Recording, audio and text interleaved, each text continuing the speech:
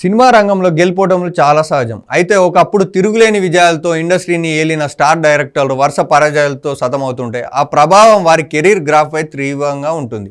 ప్రస్తుతం కోలీవుడ్ దిగ్గజ దర్శకులు శంకర్ మరియు ఏఆర్ మురుగదాస్ కెరీర్లు కూడా ఇలా క్లిష్ట పరిస్థితుల్లోనే ఉంది. ఒకప్పుడు భారీ బడ్జెట్ సినిమాల కేర్ ఆఫ్ అడ్రస్గా నిలిచిన శంకర్ రోబో సినిమాతో దేశవ్యాప్తంగా అద్భుతమైన గుర్తింపు సంపాదించుకున్నారు.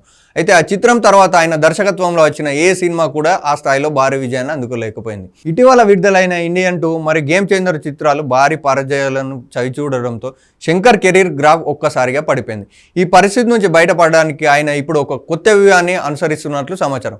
భారీ బడ్జెట్ సినిమాల కంటే ముందుగా ఒక చిన్న బడ్జెట్ సినిమాతో ఇట్టుకొట్టి ఆ తర్వాత మళ్ళీ తన మార్క్ భారీ ప్రాజెక్టులతో పుంజుకోవాలని ఆయన ప్లాన్ చేస్తున్నట్టు తెలుస్తుంది.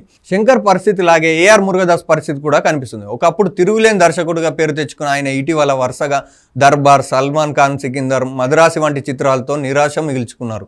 దీనివల్ల ఆయనకు ఉన్న క్రేజ్ మరియు మార్కెట్ రేంజ్ చాలా వరకు తగ్గిందని సినీ విశ్లేషకులు అభిప్రాయపడుతున్నారు. మురుగదాస్ కూడా ఇప్పుడు శంకర్ బాటలోనే నడుస్తున్నట్లు సమాచారం. ముందుగా ఒక చిన్న బడ్జెట్ సినిమాతో విజయాన్ని అందుకొని ఆపై తనదైన శైలిలో భారీ చిత్రాలతో తిరిగి రావాలని ఆయన భావిస్తున్నారు. ఈ ఇద్దరు దిగ్గజ దర్శకులకు తక్కువ బడ్జెట్ సినిమాలతో ఇట్టు దక్కితే కోలీవుడ్లో వారు మళ్ళీ తమ క్రేజ్ను తిరిగి పొందే అవకాశం ఉంది. ఒకవేళ మరో పరాజయం ఎదురైతే వారిద్దరు కోలుకోవడం చాలా కష్టమని సినీ వర్గాల్లో చర్చ నడుస్తుంది. ఒక దర్శకుడికి సక్సెస్ అనేది ఎంత ముఖ్యమో వరుస వైఫల్యాలు వారి అవకాశాలను ఎలా తగ్గిస్తాయో చెప్పడానికి శంకర్ మరియు మురుగదాసులు ప్రస్తుతం ఉదాంతాలే నిదర్శనం.